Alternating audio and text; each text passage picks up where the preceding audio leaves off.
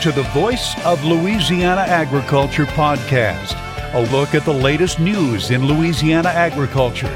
Coming up, we'll have a look at this week's Louisiana Ag News headlines. We'll check out the latest happenings at the state capitol and in Washington, D.C. in our grassroots government segment. We'll hear from one of you as we take you to the fields and pastures of the Bayou State and find out the latest in crop and cattle conditions. And we'll look inside the markets with commentary from experts at the Louisiana Farm Bureau Marketing Association. All of this and more coming up on this week's podcast. Now, here's the host of the Voice of Louisiana Agriculture podcast, Carrie Martin. Hello, everyone, and welcome to the Voice of Louisiana Agriculture podcast, episode number 32 for Friday, June the 7th. I'm your host, Carrie Martin. Water is everywhere. All of that water up in the Midwest that we've been hearing about, it's making its way downriver. We have flooding all the way from up near Wisconsin and Minnesota, all the way down here to Mississippi and Louisiana. So we'll spend most of this podcast talking about it and the effect that it's having on Louisiana agriculture.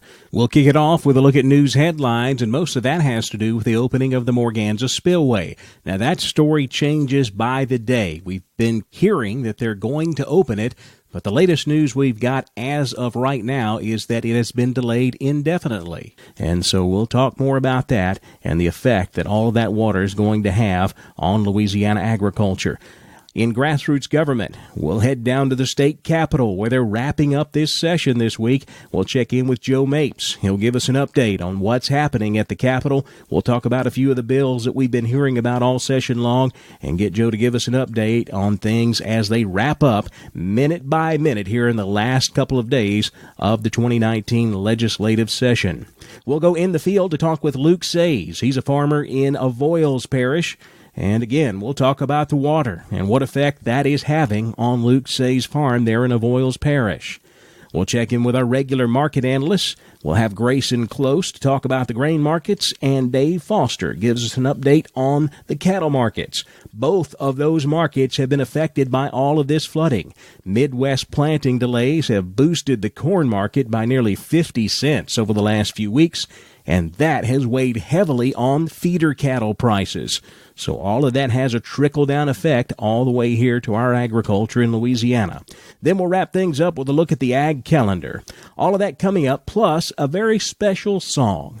We're going to add a song on the end of this podcast, so stick around. We'll play it at the end. It's by Taylor Frey. Taylor is active in Louisiana agriculture. She used to work with us at our weekly television show, This Week in Louisiana Agriculture. She still makes contributions. In fact, she just had a story on this past week's show. Taylor is also a musician. She loves to play the guitar, sing, and make music. And back in 2011, the last time that we opened the Morganza Spillway, she wrote a song about it because it affected her family and her family's farm. And we're going to share that song with you. Taylor sent that to us this week, and we're glad to share it along with you and enjoy some of Taylor's music about the effect that all of this flooding has had on farming families here in our state. All of that coming up on episode 32 of the Voice of Louisiana Agriculture podcast. And it all kicks off right now. Here's a look at the latest news headlines in Louisiana agriculture on the Voice of Louisiana Agriculture podcast. In farm news, all the water that has been flooding the Midwest is making its way downstream here to Louisiana. And our farmers are feeling the effects of a very swollen Mississippi River. The U.S. Army Corps of Engineers has been talking about opening the Morganza Spillway. They've set a date, put it off, set another date, put it off. But for now, we think the date has been put off indefinitely. However, if they do open that spillway, it will flood 25,000 acres of Louisiana crop and pasture land. Louisiana Congressman Garrett Graves. One of the things that we all have to keep in mind, and I think a lot of people lose sight over, we're at the bottom of one of the largest watersheds in the world. We drain from Montana to New York to 2 Canadian provinces. And so a lot of the water problems we're having, the flooding problems we're having, they're not of our own doing. This is the nation sending us their water, the world sending us their water in some cases. And so we're seeing these trends of additional development and other changes that have occurred, that we're getting more water now. We've opened the Bonacari 4 times in 4 years. We used to open it once every 10 years. We've opened the Morganza Spillway twice, in 1973 and again in 2011. We're opening it again 8 years later. And so just recognizing that some of the folks that are being harmed by all of this water, this is really a pretty big deal that we're paying the price for down in South Louisiana. And just recognizing that some of these folks that are being injured by all of this water that's flooding Louisiana, they need the federal government to come in recognizing that it's the nation sending us this water. And because of that, Graves feels like it's vital that Louisiana farmers and ranchers get support from the federal government. And so, look, in some cases, when you look at what's happening globally, everything from some of the trade wars that we're in right now to some of the commodity prices that we're seeing, this in some cases can be the straw that breaks the camel's back, and making sure that those folks that are eligible, that they receive some type of appropriate compensation to allow us to continue to have this amazing agriculture industry and continue to feed not just the country but feed the world. And so I think it's important to really keep in mind that this is water coming from all over the place, and that we are seeing trends that are very different than we've ever seen before in South Louisiana in regard to the amount of water that we're handling, and there needs to be some type of consideration for the greater effects, just to make sure we can continue having farming families. The effects of opening the Morganza Spillway will be felt by Louisiana farmers and ranchers for a very long time. That's the opinion of Chris Guilbeau with the Louisiana Governor's Office of Homeland Security and Emergency Preparedness, and he says hurricane season could make it even worse. It's going to be a long, drawn-out affair. The Corps has told us to expect these levels through July. So we're going to go into August with this. We may go into heavy hurricane season with this. That bothers us quite a bit. The water itself, if it stays between the levees like it's designed to be, it's just a matter of time before it gets out. If I get some kind of tropical event in the Gulf of Mexico with a heavy southern wind or a tremendous amount of rain, we could be talking about a different story come September. Guilbeau says one thing is for sure. The 25,000 acres of farmland within the Morganza Spillway will be a total loss. Unfortunately, it probably is going to do some pretty catastrophic damage to those crops. And I know being in the spillway, that's part of being in there. But I think Dr. Strain has put out some great messages to all of the folks that are inside that spillway. Prepare for this. Prepare for it to be a long event.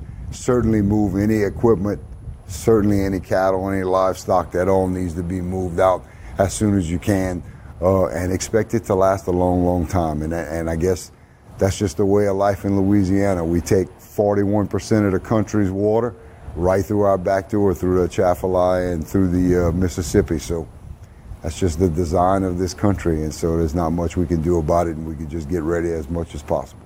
As Guilbeau mentioned, Dr. Mike Strain, Louisiana Commissioner of Agriculture and Forestry, has been urging farmers and ranchers to get ready for the water that's coming. Strain says it is absolutely necessary to open the Morganza, but he's making sure that the farmers who will be affected will be covered by crop insurance. The bottom line is that if we do not do this, then what will happen, the Morganza Spillway will be overtopped. The water will go over, and then we will have damage to the structure, or we could potentially lose the structure. Now, the good news is we've been working on getting assurances from risk management that crop insurance would pay the farmers. Under crop insurance, if it's a man-made event, then crop insurance does not pay. If it is an act of nature, then crop insurance has to pay. And so in 2011, we went through this exercise, and then Under Secretary Michael Skuse was working with Secretary Vilsack. I've been working with Secretary Sonny Perdue and Under Secretary Bill Northey and Richard Fordyce, both of which I served together. And as of about 12 o'clock, a little afternoon, I got a memo from the USDA and Office of Risk Management that they are going to cover the claims. That's the bottom line, is that working with the Corps, this is an inevitable, non-man-made, in other words, natural event, catastrophic flooding, And if we don't do what we're doing, we're going to still get flooding. And so crop insurance is going to pay. Not all of the farmers in the spillway have crop insurance, so Strain's hoping to get some other type of disaster relief for those farmers. There will be farmers who don't have crop insurance. So also, as you know, crop insurance is going to pay at best 60, and if you bought up, maybe 70% of what your cost is. And so we're asking for, and Congressman Garrett Graves was there today. I've also spoken with Congressman Ralph Abraham today about trying to get language either in the current disaster bill that is in the House. It's going to be very difficult, though, because it's the Senate passed it, it's in the House, and it's going back and forth, to add this flood event into the other disaster events that emergency disaster bill is supposed to cover. If not, we'll have to do it in another bill. As we mentioned earlier, the date for opening the Morganza Spillway has been put off indefinitely. We don't have a date right now. However, if the water keeps coming, there is still the possibility that all of that land could be flooded. The Louisiana soybean crop is like a lot of soybean crops across the country, wet. But Don Molino reports that the dry weather we've had lately is going to help quite a bit. Dr. Boyd Padgett, acting soybean specialist at the LSU Ag Center Extension Service, describes how the bean crop is looking right now. Well, I'd have to say that we're behind, but what's up? What I've seen looks pretty good. We're about, according to USDA, we got about 67% of our crop in the ground. That's compared to about 85% over a 5-year average. We're last year at this time, we were 92% planted. So we're behind. The silver lining is the fact that it's not raining right now, at least in most areas. We did get a big rain this past weekend, but up in the central part of the state, we've enjoyed some very good drying days that have been beneficial to the crop. Any reports of seedling disease, anything like that? No, amazingly not. I have not been called to the field for any reports of stand issues that might be related to seedling disease. And beans are pretty tough once they come out of the ground. They're very tolerant of a lot of conditions, even the flooding. Now, soybeans can survive underwater for a while, can't they? Yes, sir. Beans can actually survive anywhere from 48 to up to 96 hours after they've been flooded. There's actually two types of flooding that are associated with beans, just waterlogged soils, which are going to make the roots go anaerobic, or you have situations where the plants are completely submerged. The amount of time that these beans will survive will depend on a number of different things. If it's cool and cloudy when they come out of the flooding event or during the flooding event as well, that's going to help them out. If it's really hot and sunny during those times, that's not a good thing. Soils that are well drained, of course, are going to be better for survivability of the crop, and it actually depends on the variety as well. So there's a lot of things that play into flooding. We actually had some plants that went under for 2 days here on the station, and they look fine now. So beans, I would encourage the growers to wait at least 7 days after the flooding event to make a determination of whether or not they're going to proceed with the crop or do something otherwise. Acting LSU soybean specialist, Dr. Boyd Padgett. I'm Don Molino on the Voice of Louisiana Agriculture podcast. Louisiana farmers have battled wet conditions all year long, but now many of them are turning on the irrigation pumps to maintain soil moisture levels. The latest Louisiana Crop Progress and Condition Report released on Monday shows topsoil moisture levels 11% very short, 35% short, 45% adequate, and 9% surplus. So once again, it looks like we may be facing the same situation we were in 2011, where we had floodwater everywhere coming down the Mississippi River and backing up into all the tributaries. But lack of rainfall causes soil conditions to be very dry. Now, the planting numbers that came out in the report shape up like this. Soybean planting now 91% done. That is right about where we should be for this time of year. Cotton planting now at 83% done, just slightly behind the 5-year average. So we've really made up a lot of ground over the last couple of weeks with the dry conditions that we've had. Winter wheat harvest here in Louisiana, 29% done. That is behind the 46% 5-year average pace. Crop conditions shape up like this. Winter wheat, looking at 1% in the excellent category, 45% good, 37% fair, and 17% poor to very poor. Sugarcane crop ratings shape up like this. 5% rated excellent, 56% good, 31% fair, and 8% poor to very poor. For corn, 1% is excellent, 49% good, 40% fair, and 10% poor. And for soybeans, we're looking none in the excellent category, 59% good, 36% fair, and 5% rated poor. And finally, rice condition ratings in Louisiana show 8% in the excellent category, 63% good, 25% fair, and 4% poor. Louisiana soybean and grain producers fight a continuous battle with weeds, insects, and diseases each growing season. Don Molino has more. Charles Canatella, current chairman of the Louisiana Soybean Grain Research and Promotion Board, says the funding provided to researchers each year goes a long way to finding solutions to those problems. You know, every year is a new challenge when you're dealing with agriculture and the weather. So some of the biggest things we've seen is some of the growers are having problems with chemical resistant weeds and pests. And so, you know, it's a never-ending battle. It's always something. Things look like every year there's a major problem that pops up. And so your check-off dollars, all the growers' check-off dollars help to solve those problems, whether those problems are just here in Louisiana or scattered out, you know, around the country. I'm Don Molino on the Voice of Louisiana Agriculture podcast. That is a look at some of the latest news headlines in Louisiana agriculture. And don't forget, you can always check out our website to stay up to date, voiceoflouisianaagriculture.com, or you can try the short version, voiceoflaag.com, voiceoflaag.com. We update that website every weekday with all of the latest news and happenings in agriculture in our state. While you're there, subscribe to our daily e-newsletter. It's called The Daily Voice. There's a button right there on the homepage of voiceoflaag.com. Click on that button, just put your name and email address in there, and we'll send you the Daily Voice right to your inbox every weekday morning at 5 a.m. so that you can stay up to date on everything happening in our industry here in the state. Coming up next, it's time to go to the halls of government. We'll check in with Joe Mapes down at the state capitol in Baton Rouge.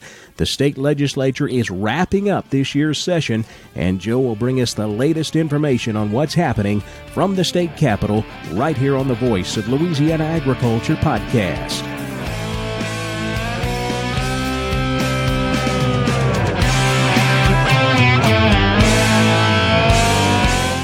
As the old saying goes, close only counts in horseshoes.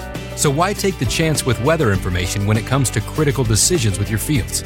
It's time to experience pinpoint, field-level forecasts that are 40% more accurate than the competition.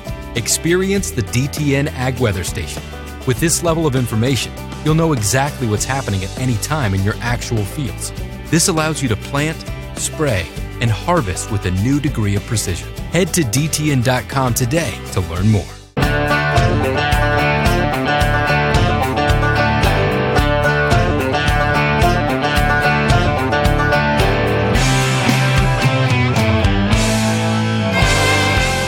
It's time for a look inside the halls of government in this week's edition of Grassroots Government on the Voice of Louisiana Agriculture podcast. Our guest on Grassroots Government is Joe Mapes, lobbyist for the Louisiana Farm Bureau Federation. Joe, we're talking to you just an hour after the legislature has adjourned for the 2019 session. Tell me how the session went, how you feeling right now as far as agriculture is concerned. You know, Kerry, it's a beautiful evening here on the west lawn of the governor's mansion. The session ended after 60 days very well for agriculture and rural Louisiana and Farm Bureau. We addressed several issues regarding trespass issues, and we did well there. There were 3 different pieces of legislation that we had to defeat. We did well reassembling the Farmer's Card program where the inputs are sales tax exempt, like feed, seed, and fertilizer. We reassembled that. That bill was dismantled. That law was dismantled by a bill 2 years ago. We put back in landowners will enjoy the same sales tax benefits as the farmer if they have a lease, written lease, or a proof of lease income. And we also added the 4-H children and the FFA children back into the law to get their tax exempt status as well. Joe, one of the biggest, high-profile bills that dealt with agricultural was the labeling bill that Senator Francis Thompson had, dealing with things like cauliflower rice and almond milk. I actually think there were a couple of bills. How did that issue end up? You know, Kerry, we would have never guessed that issue would have been such a heavy lift, but that was a very heavy lift this session for all of us. We had not just us, but other commodity associations, the Sugar League, for example, the Cattlemen Cotton Association, all of us, and it was still a heavy lift, heavier than hemp, if you could believe. But the debate got kind of crazy at times, talking about the issue. But I'll tell you, it's a very plain and simple issue for us. You know, maybe in 10 years we're all going to be eating meat out of a lab, grown in a petri dish. But for now, the system that we got is a market that has been built over decades, if not hundreds of years, by farmers, and a brand that has been built. And for the time being, if you want to eat cauliflower, then it just needs to say cauliflower on the bag, and you can't use the word rice. And that's that bill finally passed. We fought it out all the way until yesterday. We had another lengthy battle for concurrence in House amendments on the Senate floor, but we prevailed and won ultimately. So we're now the 6th state, I'm told, that has such legislation in place to protect our farmers and promote Louisiana. You mentioned the hemp bill. Did that pass? Is hemp now going to be legal in Louisiana? Yes, two bills passed. One bill passed decriminalizing it. So in about 20 days, that bill will make our state law match the federal law, where in the federal farm bill they decriminalize hemp. We need to put in a structured program. We're not mandated to put in one before we start growing, but that's probably the direction that we'll head, because that's the second bill. It was a structured program, industrialized hemp, that allowed growing, permitting for farmers, for producers to grow hemp, also processing of the hemp into CBD products, which is a big issue for everybody from soccer moms to, athletes that use it as well. But yeah, so both bills passed. The second bill passed effective upon the signature of the governor, and we had a bill signing ceremony for that bill today at 2:00. So it is law now. So we join, I think, 46 other states now in our abilities for our farmers to grow hemp and process it and manufacture it and turn it into CBD and sell it. Joe, you mentioned early in the interview that there were some property rights bills that we dealt with. Go into a little more depth on what happened with those and how things turned out.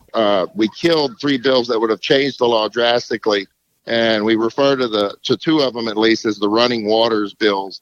And that's whereby proponents of such legislation claim that if surface water overtakes private property, surface water being owned by the state, then in effect that land is now quick take expropriation taken over. Oh, okay. And so the fishermen proponents of the bill allege that since that's now state water, anything hovering in that water like that fish is state-owned fish. Hence, they have access. They should have access to it. And of course, we see it as a private property rights issue because we as landowners and farmers still own the property under the water, and it can get complicated in the discussion. But the long story short, I testified against one of those bills in committee, and the bottom line is we started this issue in East Carroll Parish way back in the 1980s, and we finished it with a Supreme Court ruling, I think it was a Fifth Circuit ruling in 2007. So, it's an emotional issue, but for us, it's at the same time a simple issue. It's a property rights issue. And there was another property rights bill that said, basically, if you were going down the road, if you allege somebody had trespassed on your property, you as the property owner had to go to court and prove by paperwork that you were the owner. Interesting. So just take the current trespassing law and flip it upside down is what that bill would have done. Well, as we've said many times before in interviews, Joe, sometimes it's more important to kill bills than it is to pass them. Yes, it is. Sometimes, Kerry, I think we ought to have a session where all we could do is repeal laws and not make any new ones. Problem is we probably pull the rug out from under some really important stuff, though. Joe Mapes, he's a lobbyist with the Louisiana Farm Bureau Federation. Joe, I know you got some celebrating to do. You did a lot of hard work over the last 60 days, so go have some fun. Thanks a lot. Thank you, Kerry. Have a good evening. Bye. Well, just how wet is it out in the field? Well, we'll go in the field and find out. We'll check in with Luke Says, a farmer in Avoyelles Parish. That's next, In the Field, on the Voice of Louisiana Agriculture podcast.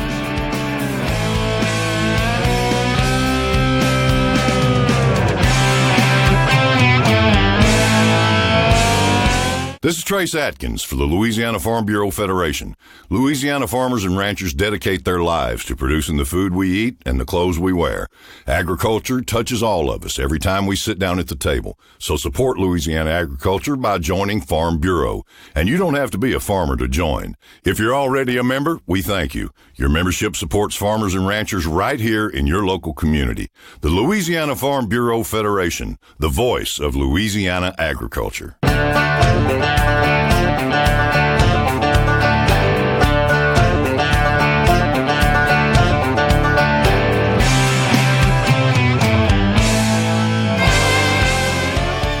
We're taking you to the fields of Louisiana as we hear from one of you in the field on the Voice of Louisiana Agriculture podcast.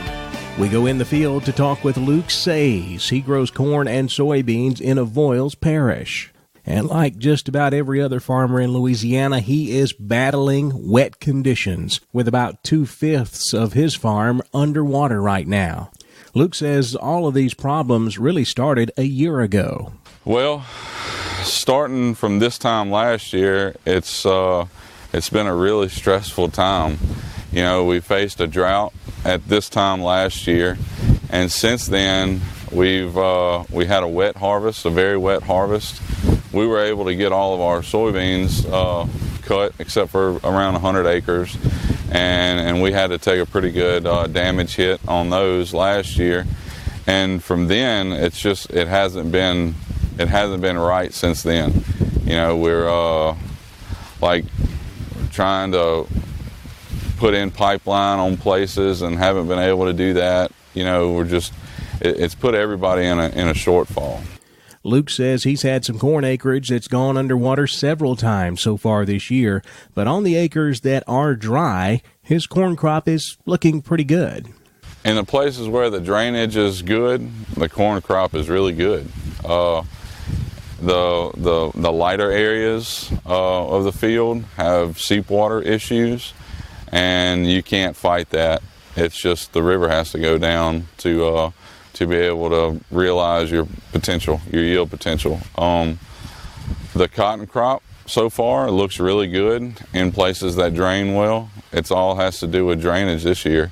We have a lot of places of the 1,700 acres of beans that we've planted so far, we've had to replant about 800 acres of those. And despite all of these problems, Luke says his corn crop is just about where it should be at this time of year. It's normally tasseled about right now. We may be a week behind.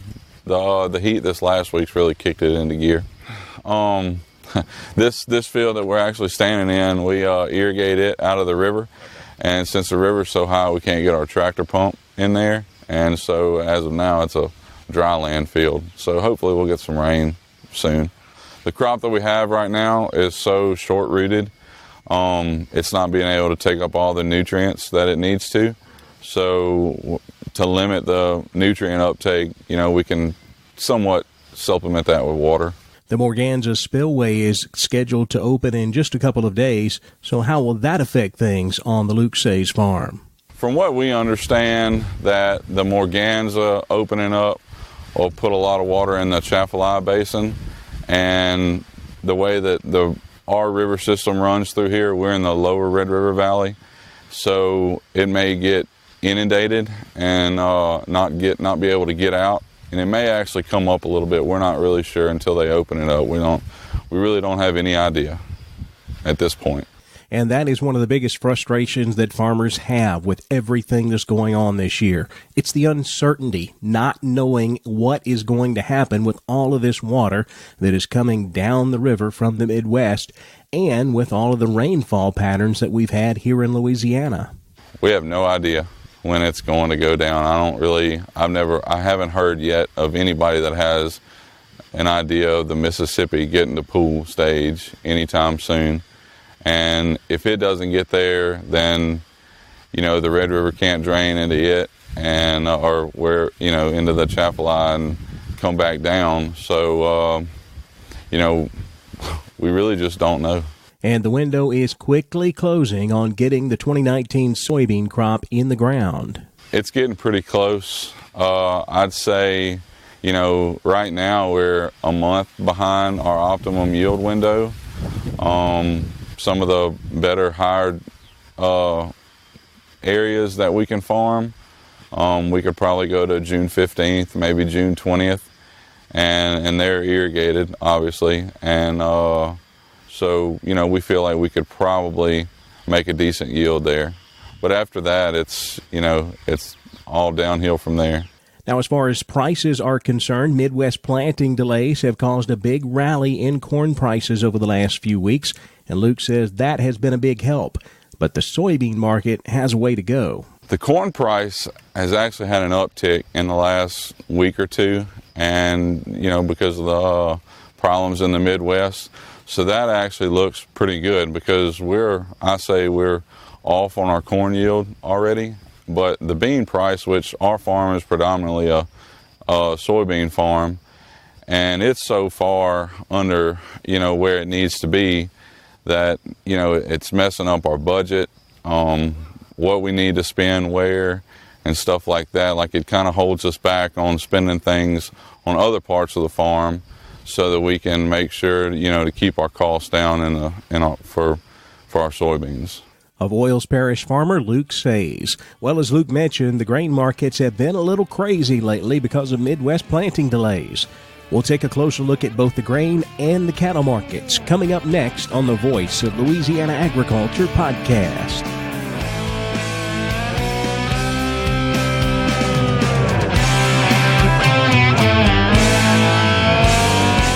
What comes out of the ground creates energy and has been a major contributor to Louisiana's economy for over 2 centuries?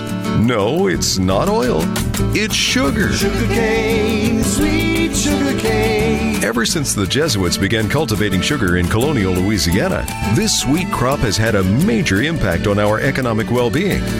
Each year, our sugarcane industry creates an economic boon of nearly $3 billion for the Bayou State. This vital business engine supports fuel and fertilizer distributors, tractor and automotive dealerships, supermarkets, and more than 15,000 Louisiana jobs. The sugar industry also benefits research universities and schools, banks, and insurance agencies. Sugarcane, sweet sugarcane. The Louisiana sugarcane industry, helping empower the people of Louisiana for more than 220 years. Louisiana Sugar, making life sweeter, naturally.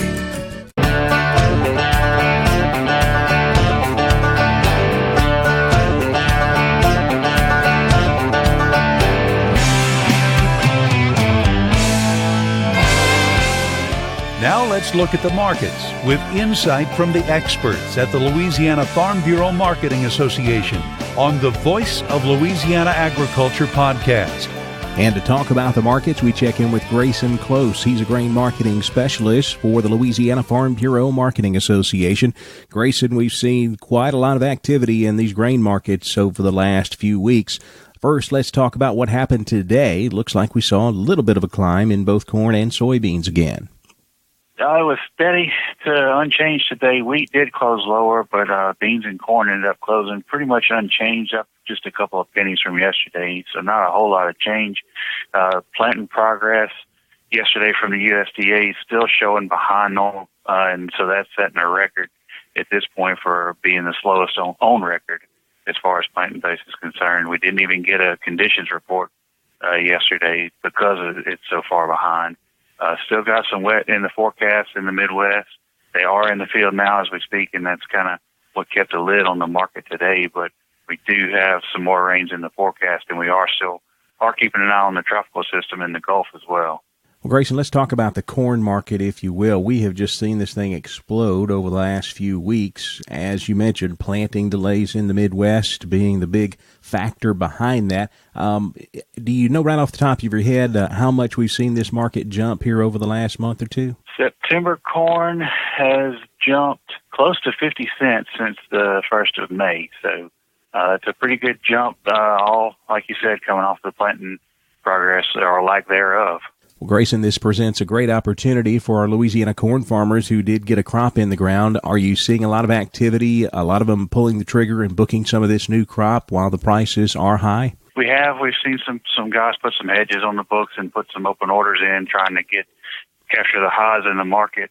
Not a lot of basis trading going on right now, as basis numbers are not exactly where producers are wanting to be, although there are some booking some cash contracts just because the market is in pretty good shape right now. But overall, still a few guys out there waiting, not real sure how much corn actually got planted in the state this year. So it'll be interesting to see what happens and how basis numbers react to that. Well, let's talk about the soybean market, if you will. I know now, of course, we still have a window to get soybeans in the ground, so it hasn't gotten as much support. But I know that, the corn market has definitely pulled the soybean market up with it. Is that correct? That's correct. The managed money positions are what's really driving these markets, and they're watching the weather and watching planting progress. They've gone from a net short in the corn market over 200,000 contracts to even in just a couple weeks' time, which is a huge swing. Not one that you normally see in that short period of time. It usually takes months for that to happen, and that's what's bought the markets up and picked them up to where they are now. It's kind of odd to talk about the soybean market and really not even mention China. That seems to be all that we've talked about here for the last 6 months to a year. What is the Chinese situation looking like right now, and how is that affecting the soybean market?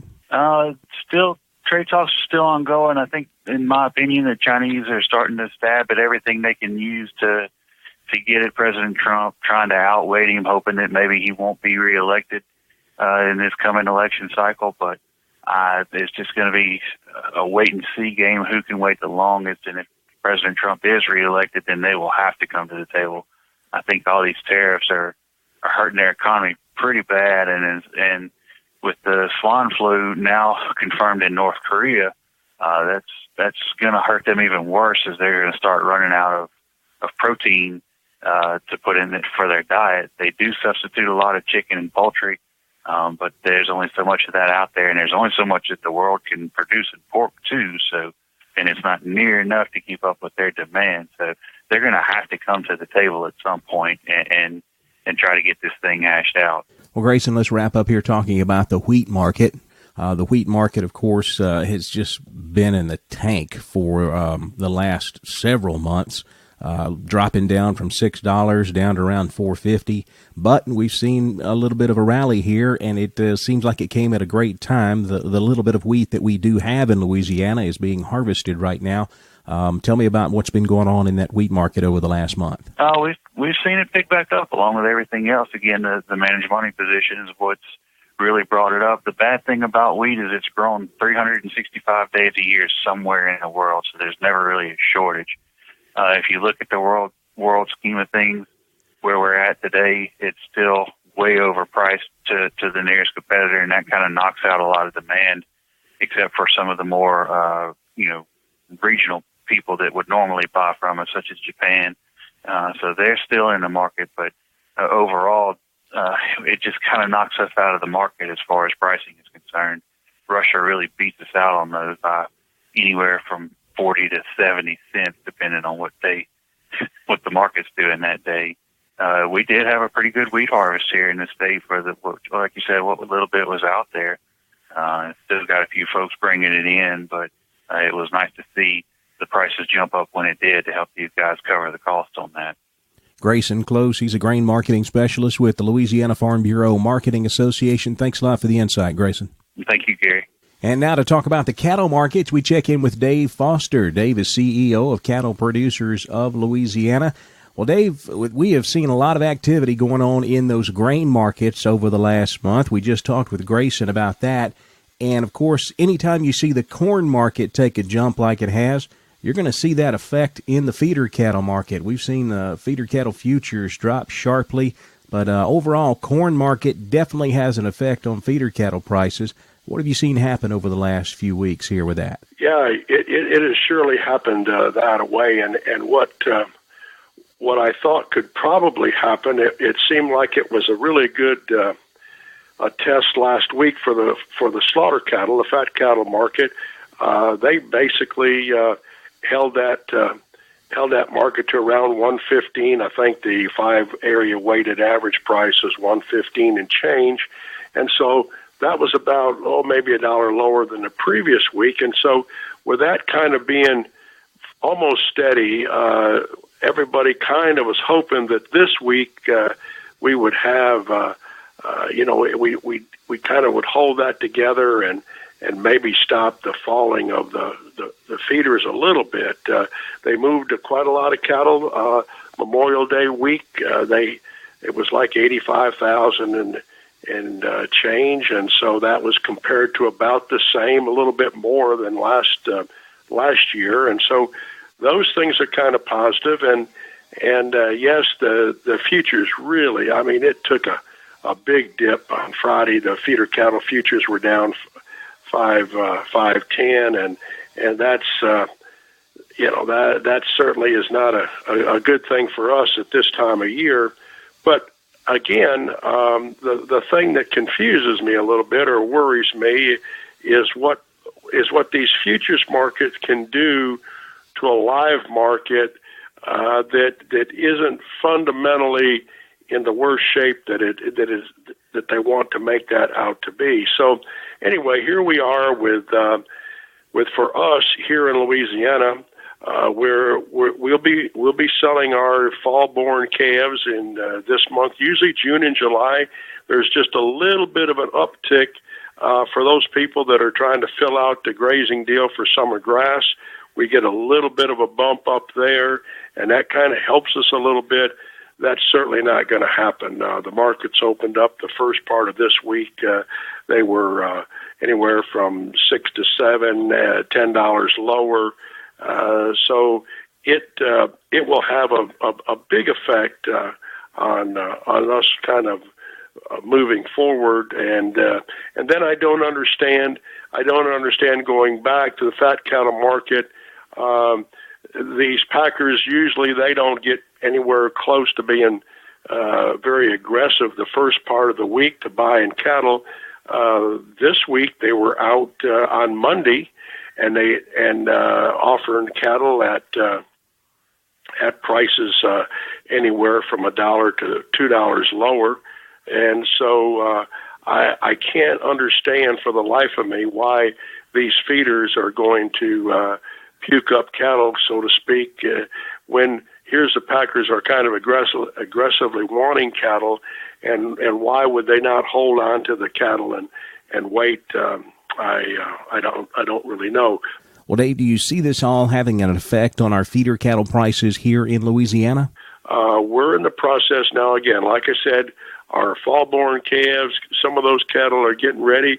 Now, there are some, for the last couple of weeks, our markets have been a little bit lower. That's mostly because 3 weeks ago, we switched over from having mostly long yearling type cattle, if you will, hard cattle, cattle that were short yearlings, as we call them, so that they can they're in thin flesh. They're good to turn out cattle, and this past week we all of a sudden our fleshy newborn calves hit the market, and we've got more of them than we do. So that's part of the reason why we've had this big break here of cattle being feeder cattle being cheaper in our markets, just because of fleshing conditions. But going back to your statement, Kerry, certainly it's right. Is that corn, the uncertainty of the corn market? I just read some stuff the first part of the week where the plantings in the Midwest and the Corn Belt area, they're probably 20 to 25 points less, or percentage less than they were a year ago. And yes, it doesn't take long for those guys to catch up, but we've got pastures and we've got areas and fields that are still wet. They're still getting some rains in part of that country. When you get to Ohio and Indiana and Ohio especially, they've been really hit with a lot of rain and cooler weather. So they're dealing with not only being able to get into plant, but they're certainly dealing with soil temperatures not conducive to growing right now. So that certainly is a problem. And so the big hype is, will we have enough corn?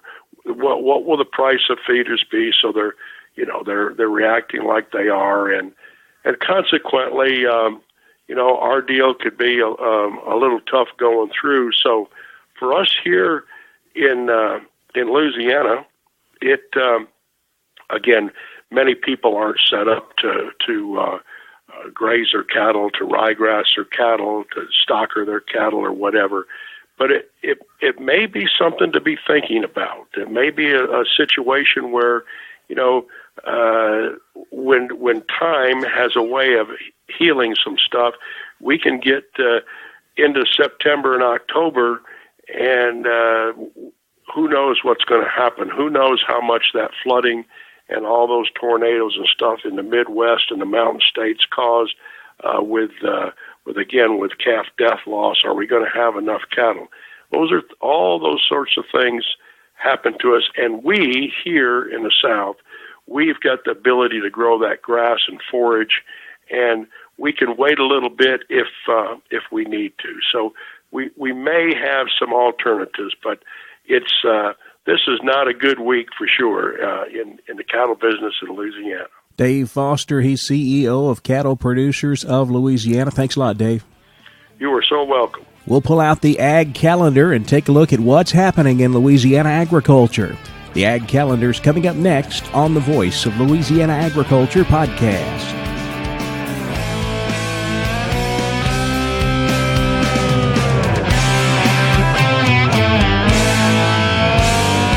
This is Trace Atkins for the Louisiana Farm Bureau Federation. Believe it or not, your food doesn't come from the grocery store.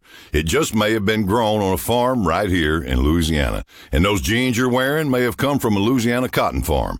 Louisiana's farmers and ranchers take pride in producing the food and fiber that we all use in our daily lives.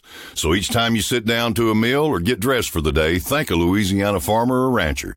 The Louisiana Farm Bureau Federation, the voice of Louisiana agriculture.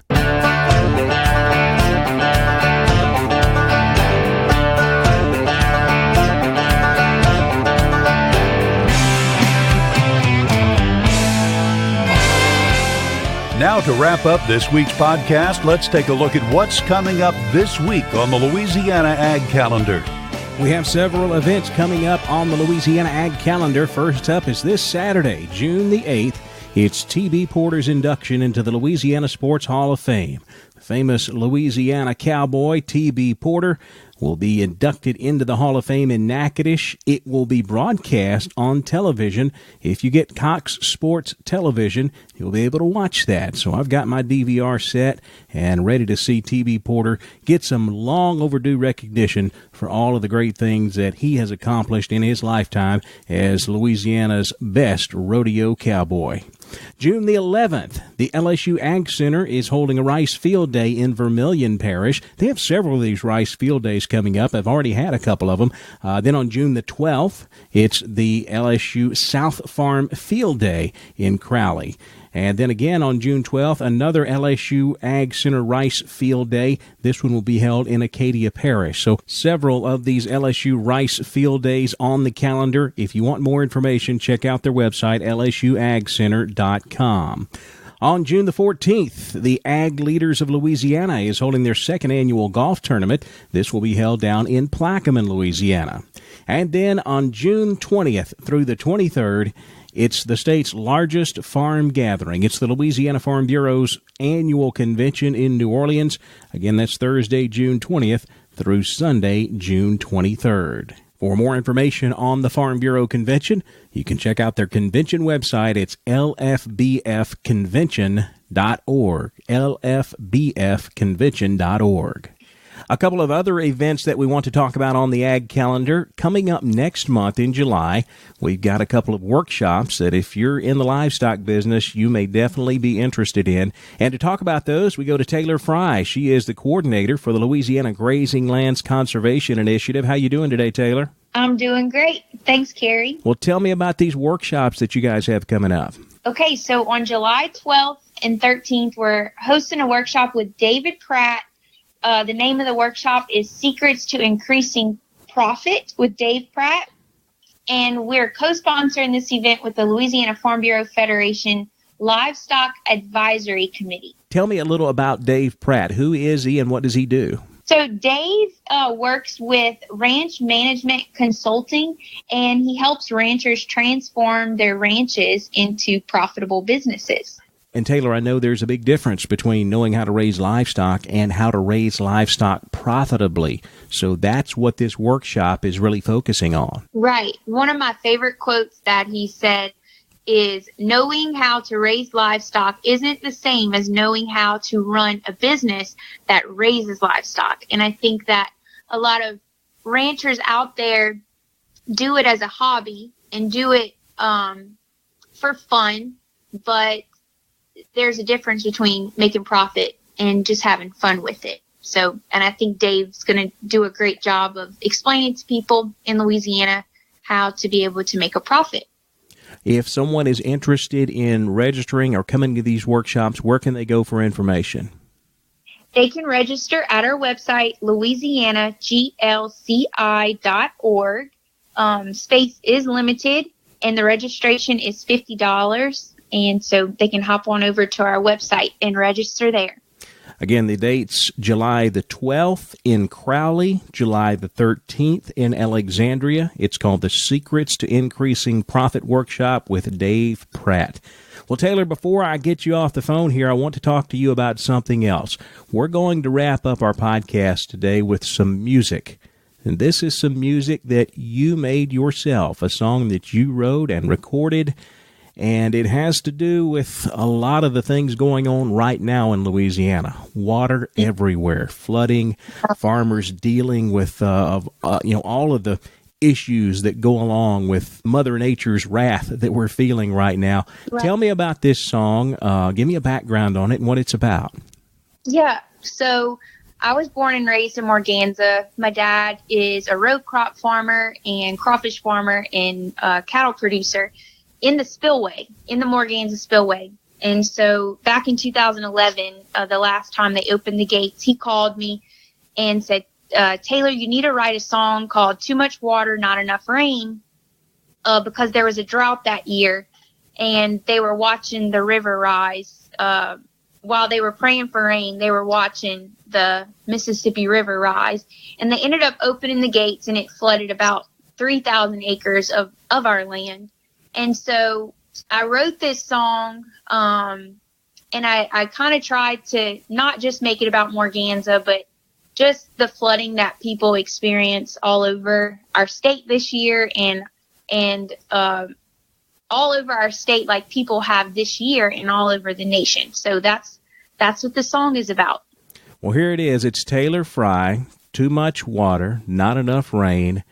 Wrapping up the Voice of Louisiana Agriculture podcast. Thanks so much for your time, Taylor, and thanks so much for this beautiful song. Thank you, Carrie.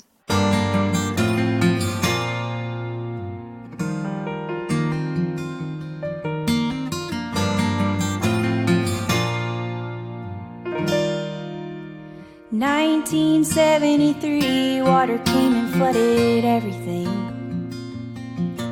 But our little town remains safe.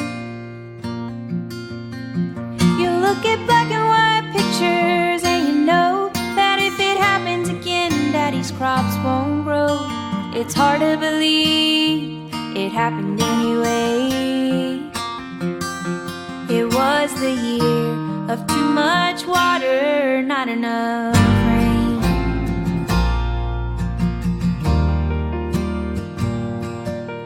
Uncle Bud says he remembers like it was yesterday. The river rising, Mama crying as they drove away. The fields were flooded, but their faith remained. Seeing water, no trees, just ain't the same. He said it's not as hard this time around, and we'll keep on praying for solid ground. Not a drop of rain in 2 or 3 weeks. The crops were dry, begging for relief. Everyone here felt each other's pain. It was the year of too much water, not enough rain. We're just country people trying to survive. Can't make a living if it's too dry. God gave us water, but it sure wasn't rain. It all happens for a reason. No one's to blame.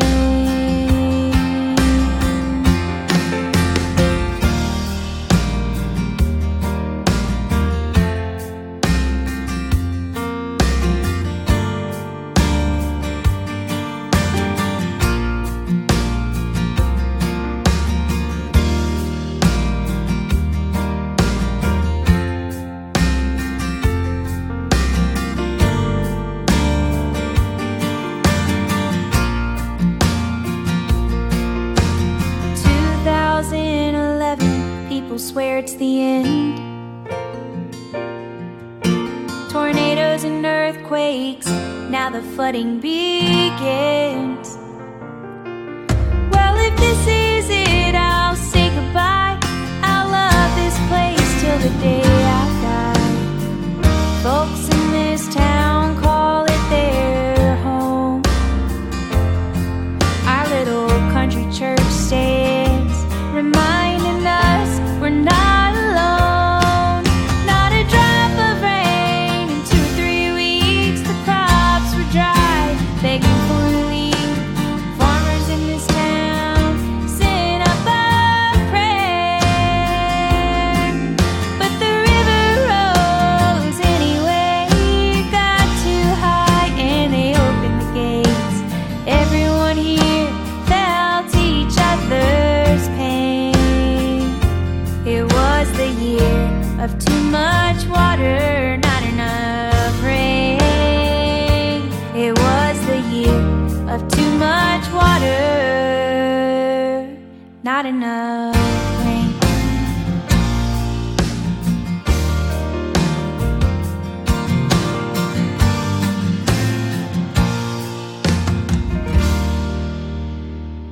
Thanks for listening to the Voice of Louisiana Agriculture podcast. This podcast is produced by Carrie Martin and the Louisiana Farm Bureau Federation. For more information, be sure to check out our website, voiceoflouisianaagriculture.org and lafarmbureau.org.